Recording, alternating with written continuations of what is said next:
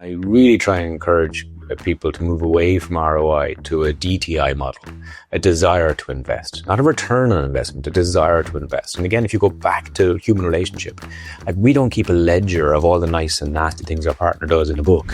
But what you're talking about is like having an emotional impact. That fascinates me because that feels more brand than performance. Is that fair to say? There was a very funny viral event recently. They were showing some Gen Alpha and young Gen Z kids the buffering symbol and asking them what it was, and they had no idea because they've never seen it. Because they've never seen it. Isn't that mad? They've never seen the buffering symbol, really. Because connection these days is amazing. There's fibre and 5G everywhere. He spent 15 years worshipping NPS scores and loyalty schemes, only to realise his loyal customers were just trapped by points, discounts and habit. Then, a 30-foot fall from his own roof shattered 26 bones and his sense of invincibility, forcing him to rethink about risk, fear and what real loyalty looks like. If you're drowning in dashboards, under pressure to prove ROI on every single campaign, yet you still feel your brand is forgettable, you'll want to hear how Ken links customer desire, emotion and intimacy to true brand loyalty. His story of ignoring the obvious warning signs on that roof is a brutal metaphor for marketeurs who override their instinct because a target or deadline says so. I'm Chris Norton, and this is Embracing Marketing Mistakes, where senior marketeurs turn hard lessons into real growth. Today, I'm joined by Ken Hughes, a leading consumer behavioural and the king of customer experience, who admits he built his early career on the wrong metrics and stock keynotes before shifting to a social science-led approach that puts emotion, humour and agentic AI at the centre of modern marketing. His near-fatal fall forced him to reevaluate how we respond to fear, pressure and risk, and we will break down how to move from transactional loyalty and lazy data worship to true heart space, so your brand still matters when the machines start making the buying decisions. From broken bones to broken loyalty points, let us unpack where it all went wrong and how you can avoid making the same mistakes. Enjoy. Ken Hughes, welcome to the show. Thank you very much. It's an honour to be here. So, I just want to ask you a bit about what you actually do, Ken, because you called the king of CX, and that fascinates me straight off the bat. I mean, for marketers, we love a bit of an acronym, or we love some sort of jargon. Do you want to explain what CX is? Because I know you're also a consumer behavioralist. Yes. It was wonderful. I was speaking at an event last week in Eastern Europe, and I was introduced as the king of sex, which, I'll take that crown. Why not? CX, customer experience. I've lived in that world for a good 20 years. I ran an agency for about 15 of those, looking at NPS and customer experience and tracking. And I got very disillusioned with the data side of it. I think in marketing, people tend to fall down a well of data and insight and forget that it's about connection and empathy and emotion. And that's the root of brand loyalty. And so I became more fascinated in the social science side. I've always been a social scientist, which is where the behavioralist, consumer behaviorist bit comes in. Most of my career has been spent with big global brands looking at how we connect with the consumer in an emotional space, how we build some kind of emotional loyalty as opposed to transactional loyalty. So I'm a social scientist. I kind of sometimes describe myself as a Frankenstein of sorts. I'm kind of part fascinated by anthropology, sociology, psychology, cyber behaviorism, behavioral economics. So the center of all those where they overlap is where I live. And yeah, just fascinated by the human mind, and certainly where we're going in marketing from a consumer decision-making process as agentic AI rises, as the consumer steps out of the consumer decision-making process. Marketing and branding will never be the same again. And so, yeah, it's an exciting time. Yeah, because everything that I see, or we talk quite a bit about this, is like we've last 20 years we've been a bit spoilt as marketers. We're sort of like we've gone into the world of performance marketing, and everything's what's the ROI of this, what's the ROI of that, and brand marketing sort of took a step to the side, and we've all been obsessed with. And I'll know this because we're in a PR agency. We get in, and it's like, okay, if we hire you, what impact are you going to make to our business? Which is fine. We can demonstrate that, and we can say you're going to get this amount of coverage, this amount of reach, this amount of impressions, this amount of engagement. But what you're talking about is like having an emotional impact. That fascinates me because that feels more brand than performance. Is that fair to say? Yeah, I think it is. I think to go back to one of your points there about marketing, if it has had it easy, perhaps. I think there's quite a laziness apparent in marketing, I'll be honest. And if you think about the whole brand consumer connection as a relationship, as a human relationship, and so think about your partner and the things we do for our partner to show them we love them. Like we have to, I had a keynote a couple of years ago called Love is a Verb. This idea that love isn't a thing you just say and then it comes true. It's a thing that you have to do. It's an action based. So every day you show your partner that you love them, little things, acts of service and gift giving and words of affirmation, all the usual love languages. Whereas when we look at the customer relationship, brands are all about the love in the beginning when the acquisition bit's happening. But the moment they have you as a customer, think about your broadband deal or your bank, whatever, and the insurance, they don't care anymore until the next year. It's a bit like politicians every time there's a voting cycle. They care then, but they don't seem to care in between. And so it's a very toxic relationship we find ourselves in from a brand consumer point of view. So you're looking for their loyalty. And we actually, we want that. We want brand loyalty. But then when we look at it the other direction, what do we give the customer other than the product and service? And even the loyalty systems that we have, the programs, buying 9 cups of coffee, get a 10th coffee free. That's not loyalty. That's entrapment. If that was dating, it would be like, does this hanky smell like chloroform to you? You're trying to hold the customer in place against their will. And so from a marketing point of view, all my work is about relationship. And you use the word ROI there, which is a great word that comes up in every marketing and brand boardroom discussion. And I really try and encourage people to move away from ROI to a DTI model. A desire to invest, not a return on investment, a desire to invest. And again, if you go back to human relationship, we don't keep a ledger of all the nice and nasty things our partner does in a book and then every single day decide based on that book whether we'll be attentive to them or not. I mean, if you found that ledger under your partner's bed, you think, oh my God, my partner's a psychopath. And you'd be right. Whereas in business, that's what we do. We take what is the spend? What are we going to get back for it? Now, if you entered a human relationship, whether it's with your sibling or a colleague or your partner romantically, and you have an attitude of, I'm only going to give if I get, that's not going to be quite an unhealthy relationship. And so it's about, we're moving into an era of empathy, of emotional intelligence, of recruiting people into marketing and branding with EQ over IQ. As AI commoditizes the whole product and service interaction anyway, everyone's going to have the same level of service and it's going to be excellent. The mom and pop laundrette on the corner, as is the global business. And so all you're left with actually is the connection that you have as a brand. And I mentioned earlier on the consumer stepping out of the consumer decision-making process. That's the most fascinating thing that's happening. So, looking at the work that Google and Microsoft and others are doing on agentic AI at the moment that we're about to see in the next 12, 18 months on the market, we'll all have our personal virtual assistant in our pockets and they will be booking your skiing holiday. They will be, curating your broadband deals and your insurance deals behind the scenes all the time because humans don't like making decisions. This is the big fallacy.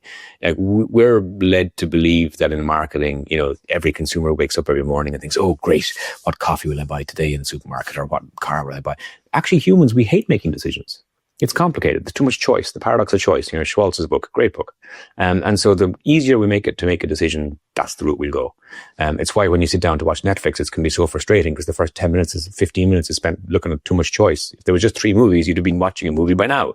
And so agentic AI takes all that away for us. It'll just basically give you the options. It'll already buy it for you because it knows you so well.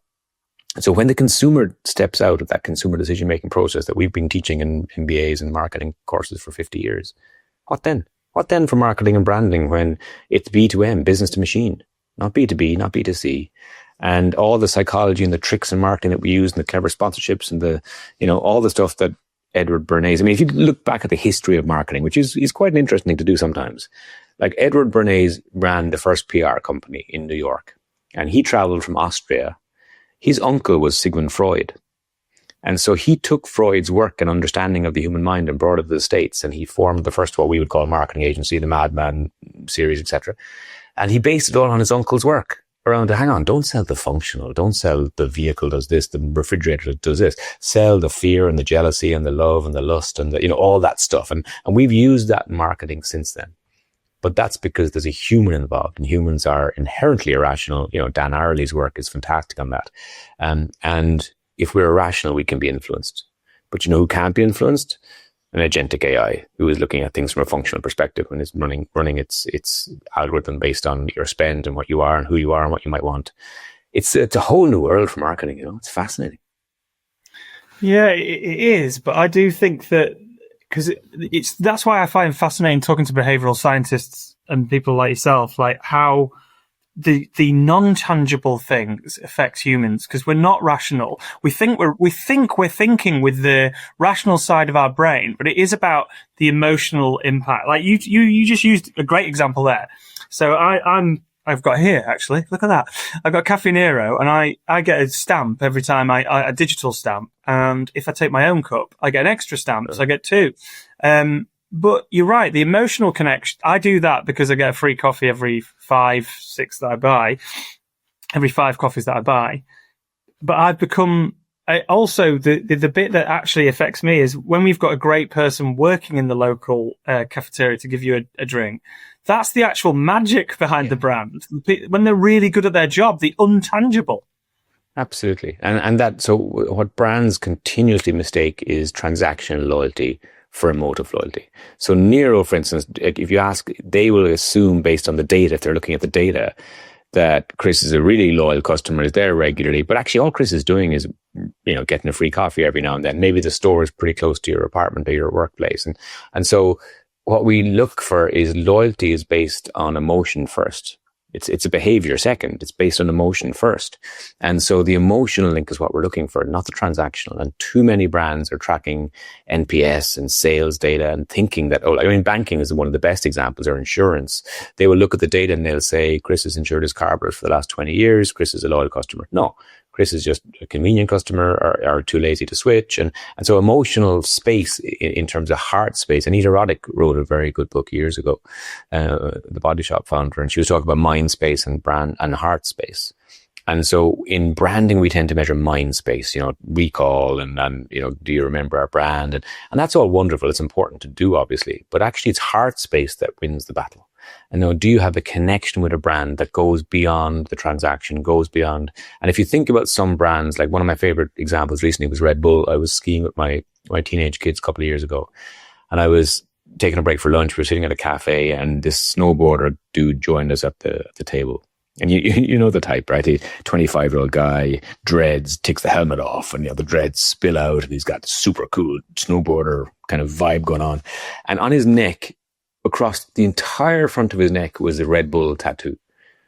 And I looked at it and I thought, wow, like that guy either really loves soft drinks or but it's not a Sprite tattoo, is it? Or a Coca-Cola tattoo. It's a Red Bull tattoo. And he sat in a chair it was a color tattoo. So he sat in a chair for about 6 to 10 hours over a few sessions to get this done. And it was painful because the neck is very thin skin. And he did that. He branded himself with a commercial brand. When you think about the definition of branding, it comes from the cattle days of branding ownership. Yeah. People branded things to say that they owned them. And here was Red Bull, his choice, by the way, branding himself to his tribe. I talk about tribal belonging, the tailor-making book I have out at the moment about Taylor Swift and the tribal belonging that she's built for her brand is all based on this. When you achieve tribal belonging, you have an empowered customer. So for him, Red Bull isn't a syrupy liquid in a can. For him, Red Bull is his tribe, his community, his way of life. It signals adventure. It signals risk, an attitude to fear. So it's much more, so it's the utopia for brand, to reach that point where your customer would ink up their skin. Like Harley Davidson is another great example. A lot of Harley riders have a tattoo, and Harley Davidson talk about the numbers of sales reps they have on the road every weekend selling bikes, because every single customer riding a Harley is a sales rep for the brand. This idea that if you get branding right and ownership right and community right, then people sell the brand for you. The Swiftie community is another one. And there was a very funny one in Russia years ago. Domino's, when they launched in Russia, launched a campaign that said that they would give 100 years of free pizza to anyone who got a Domino's tattoo. They shut that down in 2 days after a campaign went wild, because every student and young person in Russia thought, well, okay, fine, I'll do that. But the idea is really interesting. If you get to the point where you have a customer that tribally belongs to what you're doing, then you have heart space. So I doubt you have a Nero's tattoo on your ass, maybe you do, who knows? But the idea is how do we get to that point? How do we get to the point where the customer feels a belonging, a collaborative space, co-creation? It's not just producer and consumer, because that's again, one of the biggest fallacies in marketing too, that there's a separation between producer and consumer. I produce, I put it into a distribution channel, you consume, that's it, we're done. It's very one-dimensional. Whereas when you create the circle and when you create the ownership and the co-creation of the brand, and I talk about it in the book, it would tailor that, like, the Swifties don't just consume the brand, they own the brand. And there was a really interesting moment in Vienna when she cancelled her Vienna tour. She was on her Eras tour, a global, $2 billion tour, biggest live performance event of our lives. And there was a terrorist attack, a potential terrorist attack that was spoiled in Vienna. Fantastic that it was. There would have been people killed, and they got the people. And so, but they didn't know, like all sleeper cells, how many guys were going to be involved. We have 2 of them, maybe there's more. So the wise thing to do is to cancel the 3 events happening that. But of course, 200,000 people are in the city. This is the biggest things happening to them in the year. They've got all their costumes. They've got, And what was really interesting is once the promoter and Taylor herself canceled the event, there's now no product, right? You've taken the product away. But that evening, and for the bulk of the weekend, but certainly the first evening, 70,000 Swifties on the streets, all gathered in one place and had their own private concert. They had their own private 3-hour sing-along. And there's amazing footage online about it, much to the annoyance of the police, obviously, who were trying to keep this not from happening in case there was more terrorist potential. But I was always fascinated by that, because if you get to the point where you're a brand and you can actually take your product away, and still your community are left standing. It's like having a 3-legged stool and taking one leg away and it still stands magically. It's because you've inherently built a tribal belonging where the community owned the brand more than you, the product owner, owned the brand.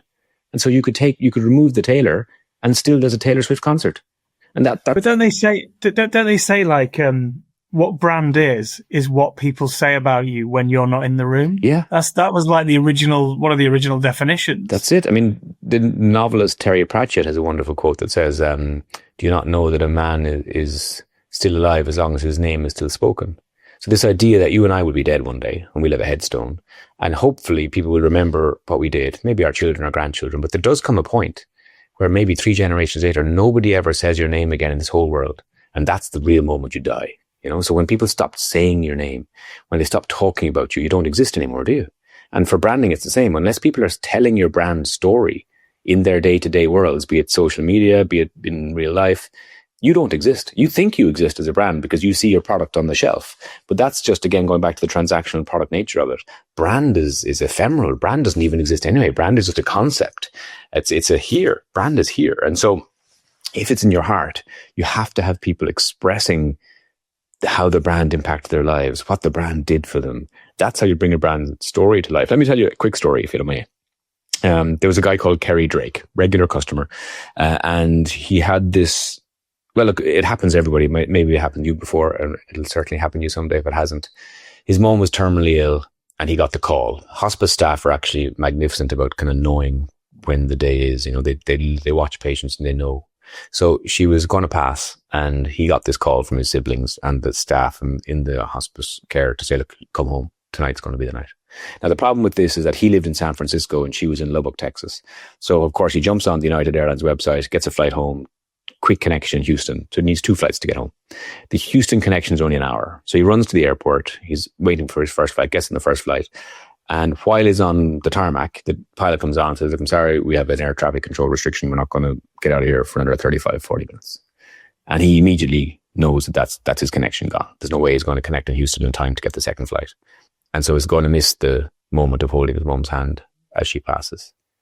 And understandably, he gets quite upset, because we all would like to be there, obviously, for that moment. And he's softly crying on the plane. And the air hostess notices him crying and brings some tissues to dry his tears. And she gets the story as to what's happening. And she thinks, oh my God, that sucks. Because it does. And so she kind of drifts back up to the top of the cockpit and is chatting to the pilot as they're waiting for this delay to clear. And he gets the story as well. And he thinks, yeah, that does suck. So he picks up the radio and he radios ahead to control in Houston. And he gets patched through to the pilot of the second plane. And everyone who knows, anyone who flies and anyone who works in aviation knows that, planes make money in the sky. They don't make money on the ground. And so pilots and the crew are bonused and quick turnarounds and avoiding delays. But sometimes doing what's right is better than doing what's profitable. And again, this goes back to a desire to invest, a desire to connect. And so these two pilots outside the whole system, the scheduling system, collude to hold the second plane on the ground. So the pilot of the second plane makes up some random, now you're all worried. Anyone listening now is wondering about all those delays you've had all the years.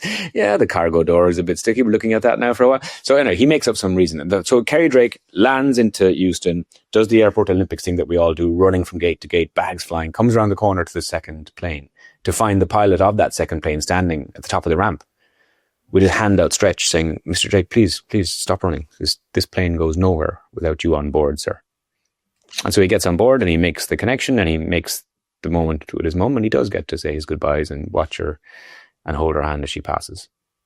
Now, in all that story, think about who Mr. Drake will fly with for the rest of his life.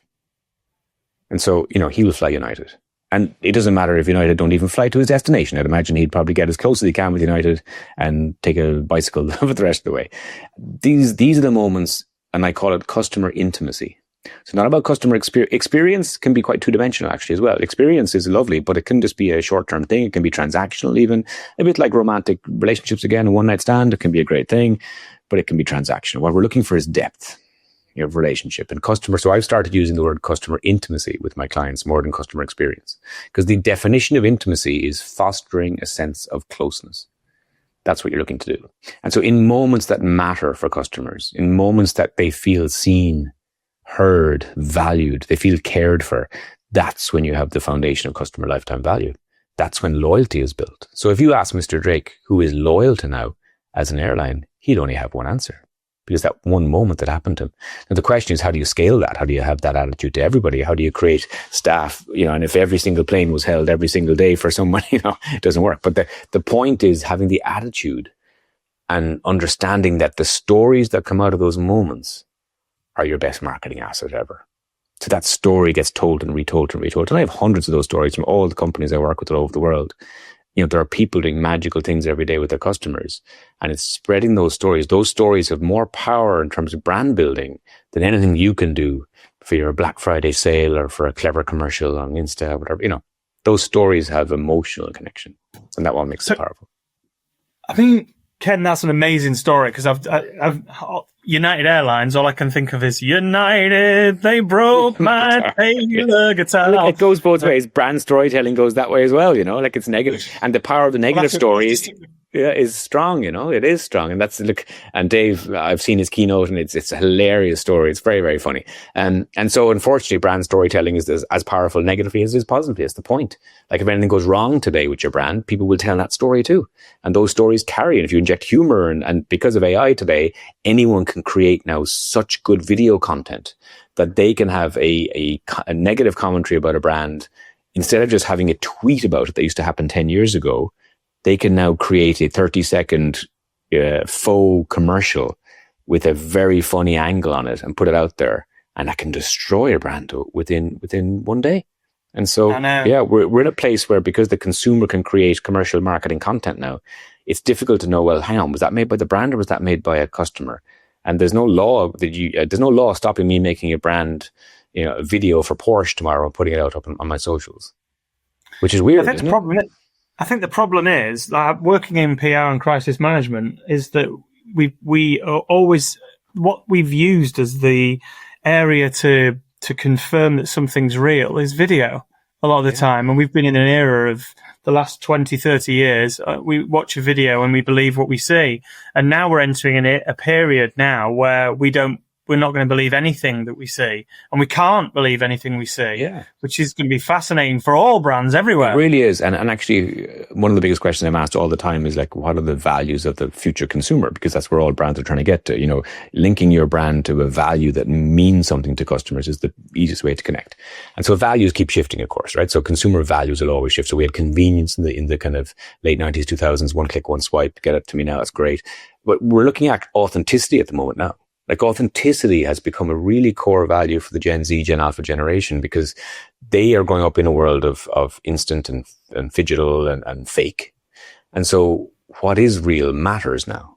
And so brands that are real, brands that have purpose. So I've noticed language changing, and I was doing some research recently, and the customer said something, and I thought, oh, that's a wonderful phrase. She said, when I invite a brand into my life, and they went on to talk about the thing she was buying.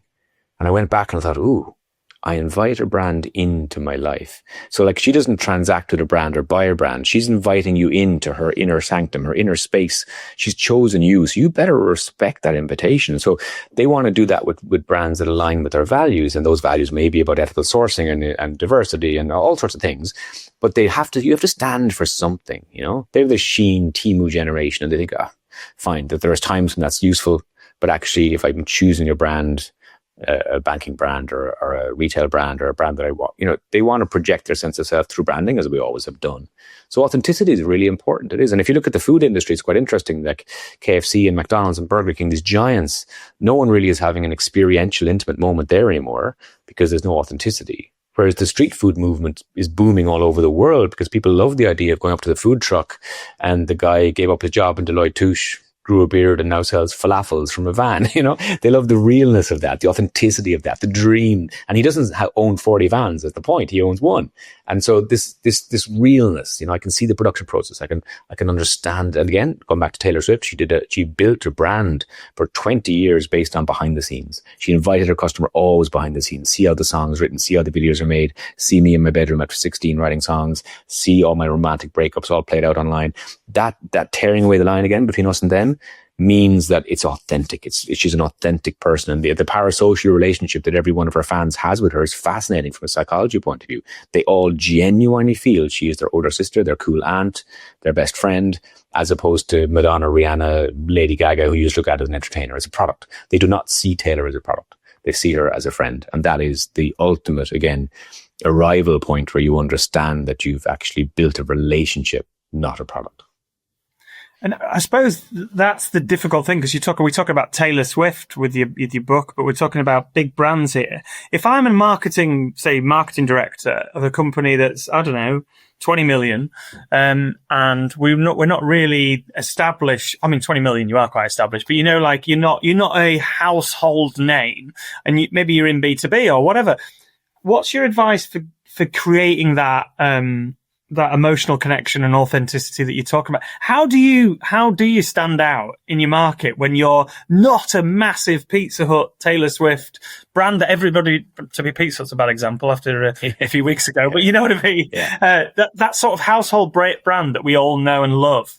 I think hiding behind that question is again, there's a laziness sometimes, because I get that question a lot too.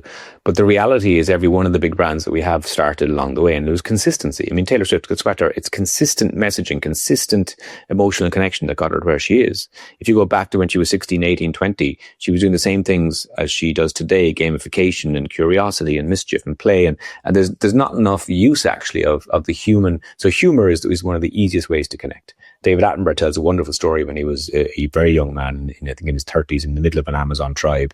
And there came a point, this is back in like the 60s, 70s, when there were still tribes that were undiscovered, and he was pushing the boundaries of nature documentary, and he was wandering into places he really shouldn't have wandered. And there was one moment where it was just him and a cameraman, and they wandered into a clearing, and there was a tribe, and they were in trouble. Like this was the moment where it was all going to end, and there was no language interpreter. There was no way of explaining that they were, and the spears were out.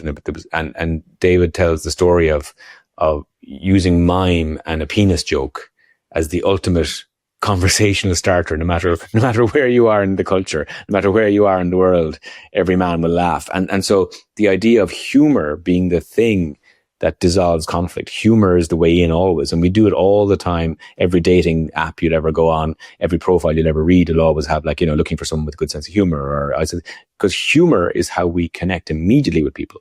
And what I do for a living, I perform on stage every week. And, when I teach and coaching about presenting, I always say in the first minute, you have to make your audience laugh. Because laughter releases oxytocin and dopamine. It's the bonding hormone. And the moment you've got a bond with your audience, then you can take them where you want to go. Laughter is really important. And so a lot of brands don't use mischief and play and humor enough. And unfortunately, we all sit down at night now and scroll our feeds and Instagram and TikTok. And you'll tend to stop on the humor stuff. We all like a bit of humor. And so brands sometimes are terrified about, where's the line and what can I do? But actually, that's the best way to connect. And if you don't have global status, then these days with virals and things, you can actually achieve significant reach if you get a little bit more creative. And so going back to one of my opening points with you today, there's a laziness in marketing, you know? We do the same things again and again. And actually being creative about, well, what can we say? How can we say it? And God, with AI today, you have no excuse. Like no excuse. There was a time when you handed all that over to agency and there was a 3-month process. But today you can get creative yourself as a brand owner, and you can be, and that's what I love about at the moment. I love looking at small business who never had the opportunity and the budgets to be hiring PR agencies and marketing agents. And usually you see it's coffee shops often, the amount of creative marketing that your local coffee shop or your local pizza shop are doing on a single store, and they are having global reach with their marketing because they've cracked the humor piece, or they've cracked the curiosity piece, and they've made a really funny video. Maybe it's AI, maybe it's not, doesn't matter. Maybe it's with their employees. It's just amazing. And so there's no excuse, and particularly in B2B as well, we get that, oh, well, B2B is more serious. No, I think you still find you're selling to humans who also have a sense of humor. And particularly in B2B, we've seen a nice shift in the last 10 years as that millennial manager takes the C-level suite. They've carried their emotional intelligence and empathy in with them. The generations before, the Gen X, the boomers, it was all very serious. It was the tie and this is the way it's done. Whereas today, that millennial Gen Z attitude, which is just more human and more empathetic, more curious, mischief and play are allowed. Absolutely. So I think there is an ability for smaller brands, and certainly in B2B often, smaller customer bases allow you to have better relationships because you're not trying to reach 10 million customers. You may only have 1,000 customers in a B2B situation. Well, all the TV ads that you remember, all the TV ads you remember are like Hamlet cigars, funny. They're always they're either the really, really annoying ones, such as, the Go Compare guy, opera singer, or the meerkats, because they're a meerkat market and they've obviously got characters. But back in the day, they were a lot of the TV ads were, whether the alcohol ads as well, they all always had some sort of jokey joke in them. And they're the ones that you kind of remember. I know what you mean, or the iconic ones as well that sort of create an emotional impact as well.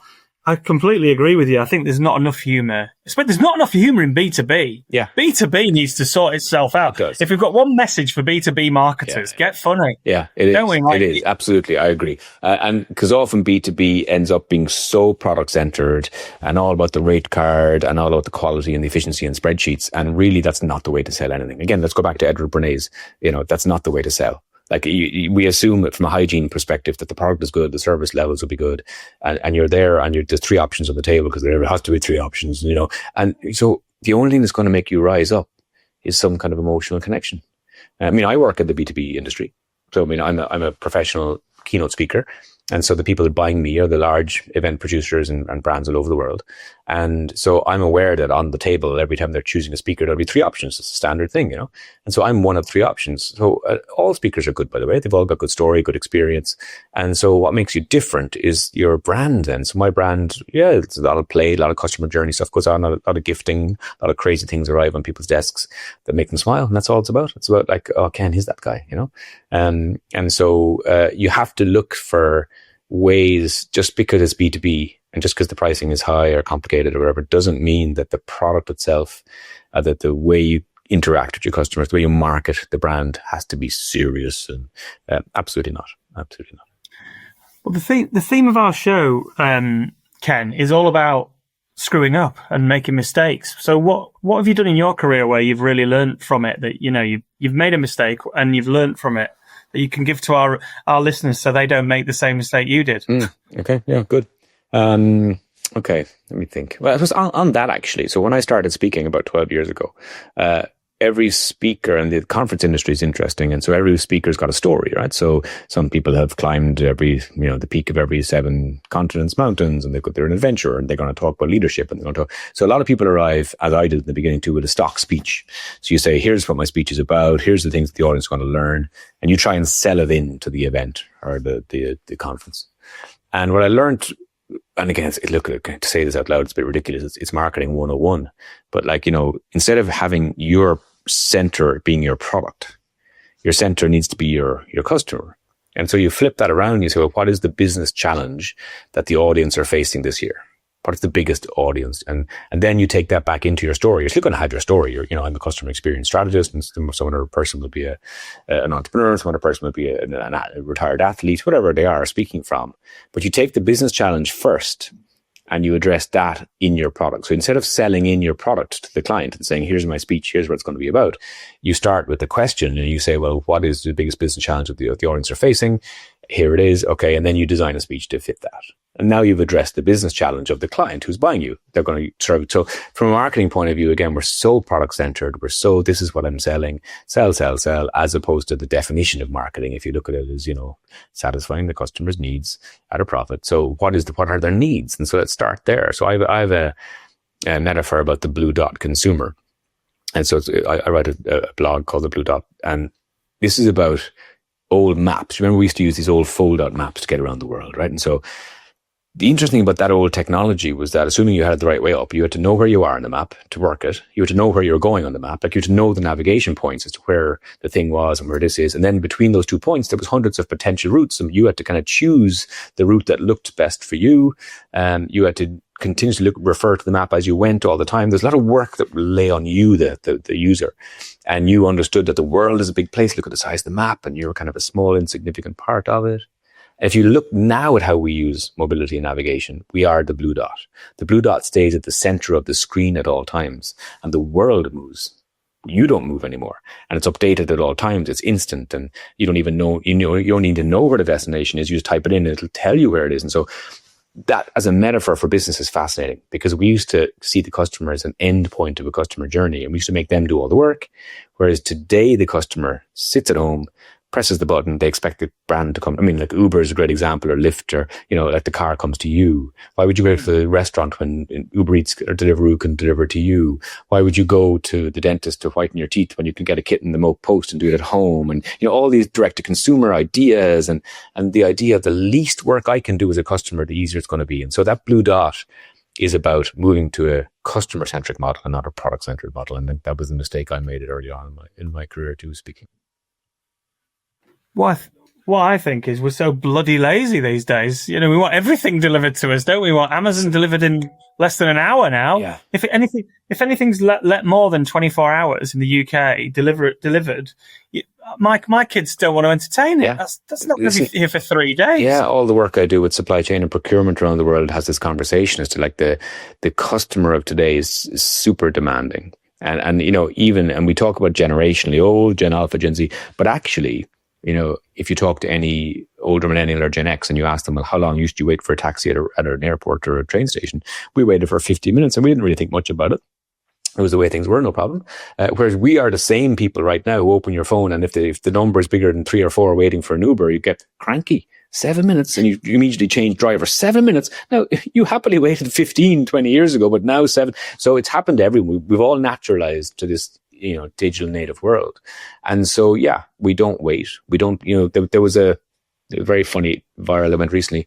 They were showing some Gen Alpha and young Gen Z kids the buffering symbol and asking them what it was, and they had no idea, because they've never seen it. Because they've never seen it. Isn't that mad? They've never seen the buffering symbol, really. Because connection these days is amazing. There's fiber and it's 5G everywhere. And the idea that you'd have to wait, when I was telling I have a 19-year-old son, I was telling him how we used to load the Commodore 64 games on a cassette tape, and he was just like in stitches, the idea that you'd be playing a cassette tape into your phone, into your machine with little biblies, and then it would eventually load the game. And, so everything is instant. Everything has to work first time, every time. There's no room for kind of the product not being available or out of stock. And those little shelf labels that retailers put up, this item is out of stock, or even online, this item is out of stock. The next generation just laugh at that and think, oh, why? Like, are you running a business or are you not? Like, it should be there. And if I wanted, it should be there. And so, yeah, and they're right, of course, as the modern consumer. If you don't have it for me, I'll get it somewhere else. And so, yeah, the pressure on same day deliveries, and yeah, we grew up in a world, where we went from 28 day mail order catalog delivery was the norm to 2-day delivery when Jeff Bezos gave us that. Then he gave us next day, then he gave us same day, then he gave us 4 hours. Next stop is the Star Trek fucking machine that'll just press the button, that'll appear in your house. I don't know. And so we all are like, we're all like Veruca Salt from from Charlie and the Chocolate Factory. You know, I want it now, Daddy. They were demanding bunches, consumers today. It's like 2026 is going to be the year of impatience. We're like so impatient compared to what we used to be. Like when I was 8 or 9, I used to do martial arts to like on almost national level. So I would buy also I've got various belts in various levels, and I competed in like martial arts tournaments and things. But the point of the story is, I used to buy everything from a magazine called what was it, Martial Arts Monthly, I think it was called, and I would buy like wooden bows, sticks, and all sorts of things, and they would take 28 days for like you just said there, mail order delivery, 28 days, which was, nobody would put up with that now, would they? No, but unfortunately, and if you get into the values of modern society and what gives us joy, obviously anticipation also gives us joy as customers. And so what we're missing today, and this isn't nostalgia now, this isn't like, oh, they were better in my day, but you know, there was a beauty when if you missed the movie at Christmas time on the TV, you weren't going to have an opportunity to see that till next Christmas. So that's why the family all gathered, and they were all in their seats ready for 8 o'clock when the movie was starting. And they ran to the bathroom really fast during the ads to not miss any of it. We've lost all that, of course, because if you miss the movie today, you'll just download it tomorrow somewhere else. And you can pause the ads, and you can, and so anticipation there was a beauty in that, in waiting and in space and curiosity. And I have a whole piece of a keynote and of a blog on the importance of boredom, going back to why our marketeers may be a bit lazy in creativity. Like, you have to be bored to be able to create, right? So as children, when we were pushed out the door, and this does sound like an old granddad talking about his youth, I apologize. But, the idea of sitting on the curb with your mate and thinking, what will we do today? What will we play? At two 10-year-olds or two 12-year-olds. And there was just space. There was a vacuum.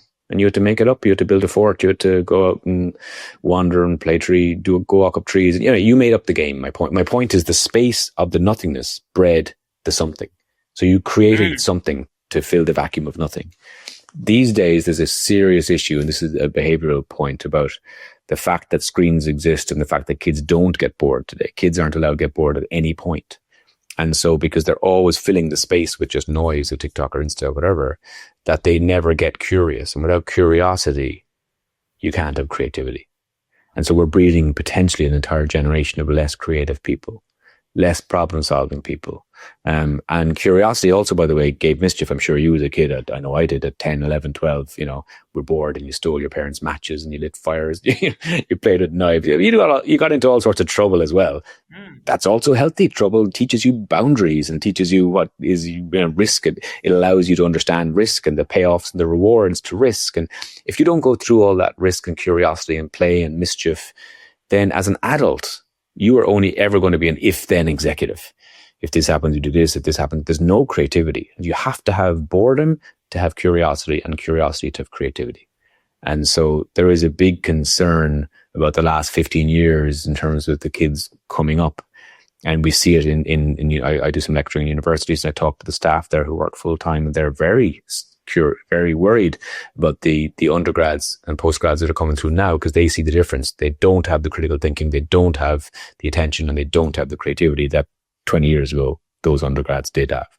And that is a direct, I think, consequence of a lack of boredom. Yeah, I mean, you need to, I completely agree with you. You need to have that sort of time to pontificate, think about a problem, and let your subconscious make it percolate and pop up and, I've got an idea. Yeah, and by the way, just to finish off that point, I don't want any marketing executives and branding executives listening to this thinking, he's blaming me as in I'm not being creative enough. One of the reasons that we don't have enough creativity in marketing also is that we don't resource the teams well enough to give people the space to think. So you have someone writing a brand plan, marketing plans, and the pressure on them to output something is so great that they have to copy paste last year's plan. We don't give people enough time to actually think about, I'd love to do something different. I'd love to be a bit braver and do something different here. But you have to have time to do that, and space. And in organizations today, under-resource and deadline pressure is removing any ability to be curious and to ponder and to think, what if we did this? Well, that's where our magic AI will walk in and take away all the time and give us time to relax and unwind and think about, let's look at this strategy. Or will it just have us all sat there going, no, that's not what I meant. Yeah. What I meant was, can you change this? And you seem to spend more time talking to something to get an answer than you could have just thought about it and done it yourself anyway. Yeah. I think, look, I'm a big fan of AI doing the heavy lifting, obviously, of the small stuff and freeing up the humans to do what humans do best, 100%. I heard a great story recently from Entrapment, a big hospital group in the US. And they've just installed an AI speech-to-charting system. One of the challenges with clinical conversations is that the patient comes in, they're vulnerable, obviously, they have a rash, they have a lump, they're worried, and they start talking to the doctor, and the doctor has to chart and talk to you at the same time. So they're capturing all the information from you, so they're breaking eye contact all the time, and they're turning their shoulder away from you to hit the laptop all the time. And so the body language, and so you don't really feel that the doctor's really listening to you, and so what they did is they installed a very simple AI speech to chart system where the AI listens, charts, auto-populates the chart, and the doctor just checks that as you walk out and make sure it's all okay. What it means, though, is that for 15 minutes, the consultation now is the doctor's eyes square on you. So he or she is completely listening to you all the time. You feel their presence, and the patient satisfaction scores went through the roof because for the first time ever, the patients really felt, wow, like the doctor was really listening.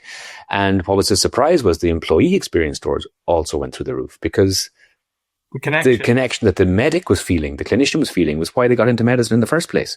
They weren't a bureaucrat or an admin person. They wanted to do this. And so the human empathy part. So again, it's a great example. AI doing the heavy lifting of the admin, the bureaucracy, allowing the human to do what the human does best, which is, in this case, empathize and bring their professional experience to bear. And so for marketing, it's the same. There's so much admin and crap that we do on a day-to-day basis that, I'll be honest, a 16-year-old out of school could do for us probably. And it's not what we want to be doing. We want to be doing the creative stuff, the boundary stretching stuff. And so the more we can give AI of the basic marketing management, everyday stuff, the stuff interns kind of do, great. Let's give it over and let's free ourselves up to do the stuff then that we as marketers should be doing, which is the social science part, the connection part, the emotive connection. How do we make customers feel our brand in our hearts, not their minds, and all that good stuff? So, I mean, yeah, I completely agree with you. I've seen a few amusing things about people saying things like, I wanted AI to take away the dishwashing and the dish drying and the cooking and the cleaning, and not the strategy and the creative writing and all the good bits of what marketing people want to, and people in any way want to do. I'm sure Elon's robot will sort that out. Of course it will. Ken, you've been on the show now, and it's about mistakes. If you were us, who's the next person you'd invite on the show, and why? Oh, mistakes, to talk about their mistakes. Yeah, to talk about what they've learned in their career. Yeah, that's very interesting. I think I'd have Robin Williams, except I think you'll find it quite difficult to get him now. I think when I'm always putting my dinner parties together, your fictional dinner parties, I always have Robin Williams at the table, the Dead or Alive piece, because I think he was a fascinating man, and he had a fascinating take on success as well. And one of the I can't remember the actor's name. Can you remember the actor's name who was in Ghostbusters and Honey, I Shrunk the Kids? And then he stepped out. Rick Moranis. Yeah, and he stepped out completely from fame. He made a choice to step away. In fact, he's coming back into the industry now, but he stepped out for 20, 30 years. And I think it's quite interesting to talk about like the mistakes people make, and if they look back on it, would they do it again? But in a business point of view, who should you have? From a marketing point of view, that's really interesting. I'd have to think about that. I was just thinking about when you speak at your conferences, who else is a great mistake that they've talked about? Yeah, it's interesting actually because people don't talk about mistakes enough, which is why I like your podcast. There's a very unhealthy attitude to success and failure in the corporate world, and we see it as a continuum. So we see success on one side and failure on the other side, and it's kind of like you must go from this to this. And obviously everyone understands, if you have any kind of bit of emotional intelligence, that it's just two sides of the same coin, that any success is built on all the failures. And if you look at, back at all the stories of, Oprah Winfrey cut from her first TV show, Michael Jordan cut from his high school basketball team, Tom Brady was like the 199th pick in the 6th round of the NFL, the most famous quarterback of all time. How many publishers did the Harry Potter author have to hawk herself around to before the book was published. And you have all these, even Trafo Data, the first company that Bill Gates had with Paul Allen, was a monumental failure. But during that, they understood about how maybe technology could work, and, became Microsoft after. And so I think failure is a really important part of, as a teaching tool. Now, the trick is to understand, so you have an attitude around fear and risk. And so at what point is it courageous to kind of go this direction anyway, even though it feels a bit wrong? And in the corporate world, we have a very unhealthy attitude to that. Like, we want kind of very calculated risk. We don't want uncalculated risk. But actually, it's in the uncalculated risk that the discovery happens, And so I think learning the space to say, okay, look, let's swim off in a different direction. I was on a beach a couple of years ago, and there was a lifeguard with a rip current sign, and he was talking to my kids about the rip currents. And he was explaining to them how to escape a rip current. So if you get carried out by a rip current, it's stronger than you. And what you must not do is swim against the current, because you cannot return to the shore. It's going to be stronger. What you do is you swim sideways, and you swim sideways out of the current. And once you're out of the current, then, because the current is traveling from the shore, then you can return back. Now, that's all well and good, but imagine you're kind of really struggling, gasping for air. You've taken on some water maybe, and you feel like you're drowning. Imagine the strength of character you have not to swim back to shore. Imagine the strength of character you have to swim in a completely different direction, knowing that will save you. So the same is true for business, I think. Like, we saw it in COVID. A lot of companies immediately try to swim back to the shore, swim back to what they know. Whereas the ones that really made a difference are ones that thought, okay, we can't do what we used to do. Let's go off in a completely new direction. And that's what you need to do. And that's for courage and fear and risk, and the relationship between all those things in the corporate marketing world are really important. Like, how do we encourage our people to have the permission to swim off in a new direction with our brand, and to find new customers, new markets, new ways of doing things, and not just have the hysteria of swimming back to shore all the time, what we know, and the difference between feeling the fear and doing it anyway, and feeling the fear and listening to it is the trick. And you only learn that, I think, as you go through life. Like, I had a horrendous accident about 5 years ago. I was up on my roof doing a small fix, and I slipped.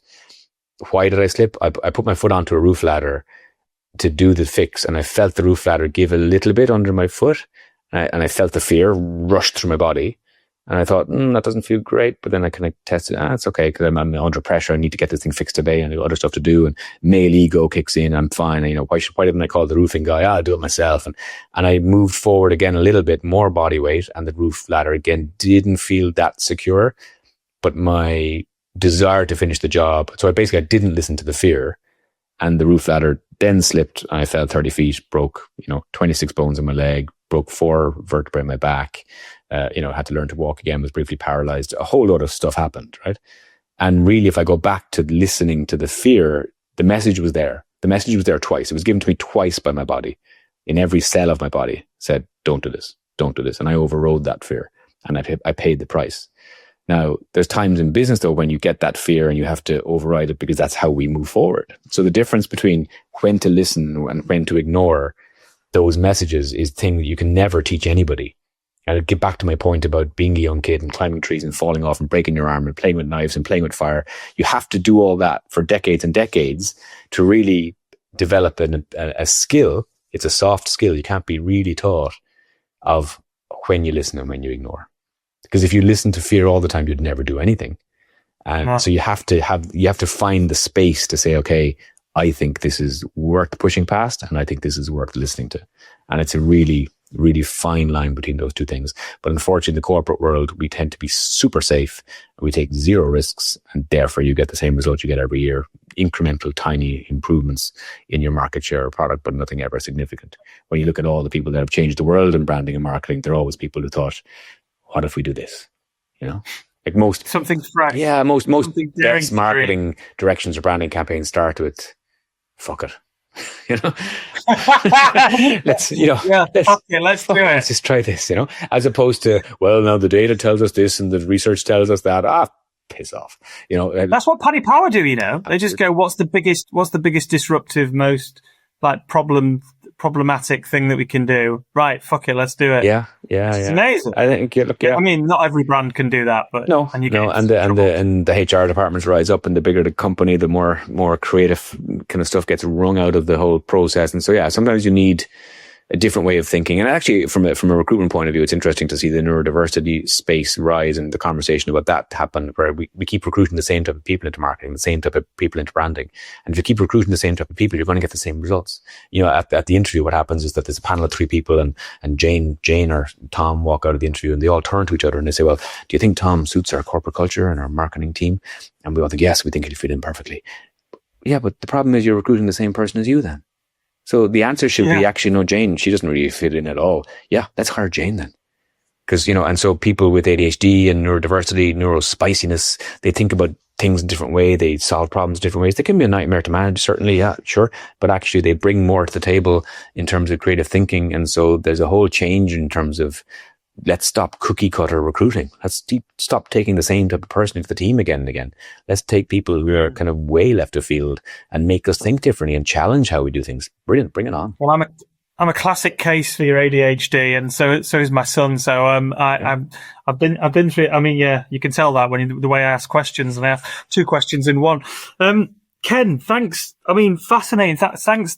I could have talked about you blooming falling off the ladder for 20 minutes, half an hour, but we're running out of time. So I just want to say thanks for coming on the show. If people want to get hold of you, what's the best way that they can find you to book you for one of their, where you can come and tell that story at length? Yeah, sure. KenHughes.com is where you'll find all the work. So all the keynotes are there. There's a YouTube channel link off that, and the tailormaking.com website's off that too. So you can buy the book. I've got kids to put through college. Buy the book. That's subliminal behavioural marketing, everybody. Not so subliminal. Yeah, thanks so much for coming on the show, Ken. That was brilliant. You're very welcome, Chris. Great to talk to you, pal.